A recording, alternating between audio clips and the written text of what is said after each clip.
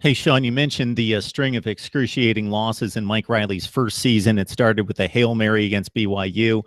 I think it would be difficult for either one of us to come up with a team that was victimized by so many difficult and close and freakish type losses. And what's difficult, it's one thing for a coach that's got a string of 9 and 10 win seasons to endure that in a program that has high expectations, but to come in and that be your first season and the fans just care about the wins and losses. They don't want excuses about how you lost or how good you looked.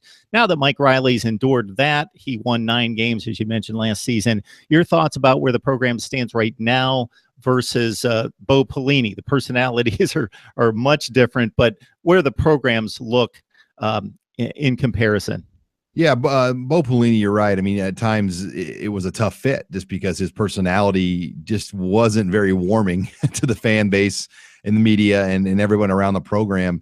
Mike Riley has really done a great job. He's out last week. He was out around the entire state doing speaking events, and he was the athletic director. But now, yeah, the expectations are there to compete to win the West. I mean, Wisconsin will go into this year as the favorite to win the West. They return essentially 7 or 8 starters on each side of the ball. They've got to get a running back still, but we know that's never been a problem for Wisconsin. And they've got to get a couple outside linebackers still.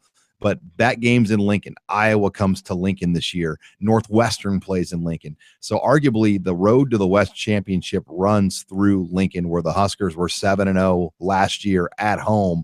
And then you look at the road slate, other than the Penn State and the Oregon trips, their other 3 Big Ten road games are very manageable. So if they can win their home games in the West, particularly, now Ohio State comes to Lincoln as well this year.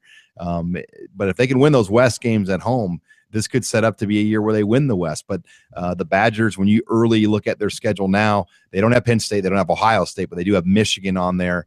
Their non-con game is BYU, but that game in Lincoln, if Nebraska wants to win the West, they pretty much have to beat Wisconsin this year in Lincoln. Yeah, Wisconsin has been the gold standard, and that's been the difficult team to get by most of the time, with a few embarrassing losses thrown in there in the last few years, namely in the Big Ten championship game going way back. All right, Sean Callahan joining us he is on Husker Online. Also, he's the Nebraska guy with ABC Omaha during the season with day-to-day reports. Sean, we appreciate the time. Hey, Mark, great to be on. Thank you very much.